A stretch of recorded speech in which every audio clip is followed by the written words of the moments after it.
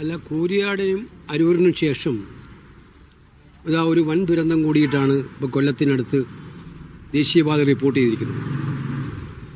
കൃത്യമായിട്ട് പറഞ്ഞാൽ ദേശീയപാത അതോറിറ്റിയുടെ ഭാഗത്തു നിന്നുള്ള ഏറ്റവും കുറ്റകരമായിട്ടുള്ള അനാസ്ഥയാണ് ഈ നിർമ്മാണ ജോലികളിൽ നടന്നിരിക്കുന്നതെന്ന് ഇന്നത്തെ സംഭവം ഒന്നുകൂടി തെളിയിച്ചിരിക്കുകയാണ്.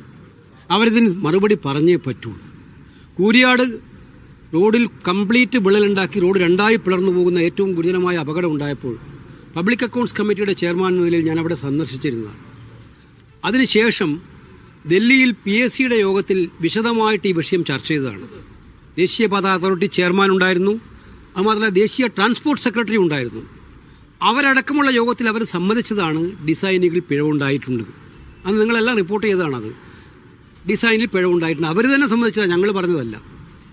അപ്പോൾ അന്ന് അതനുസരിച്ച് വിശദമായ റിപ്പോർട്ടുകൾ നൽകി. അതിൻ്റെ അടിസ്ഥാനത്തിൽ ഞങ്ങൾ പാർലമെൻറ്റിൽ PSCയുടെ റിപ്പോർട്ട് സമർപ്പിച്ചിട്ട് ഇപ്പോൾ 2 മാസം കഴിഞ്ഞു.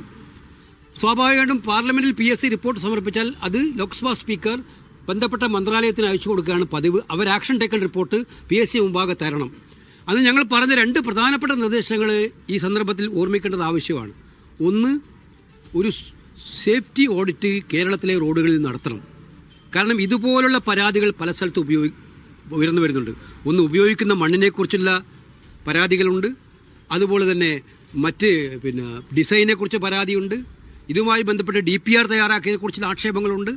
അതുകൊണ്ട് സുരക്ഷാ ഓഡിറ്റ് നടത്തണമെന്ന് പറഞ്ഞു. ദേശീയപാത അതോറിറ്റി ചെയർമാൻ ഇവിടെ വന്നു.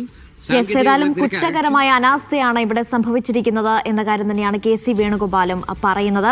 ഏതായാലും ഡിസൈനിൽ ഉൾപ്പെടെ പിഴവുണ്ടായിട്ടുണ്ട്. ഇക്കാര്യങ്ങൾ നേരത്തെ സൂചിപ്പിക്കുകയും ചെയ്തതാണ്. അതിൽ ഒരു ഇടപെടലും ഉണ്ടായിട്ടില്ല. അതിന്റെ ഭാഗമായാണ് ഇപ്പോൾ ഒരു അപകടം ഇവിടെ സംഭവിച്ചിരിക്കുന്നതെന്നാണ് KC വേണുഗോപാൽ ഉൾപ്പെടെ പ്രതികരിക്കുന്നത്.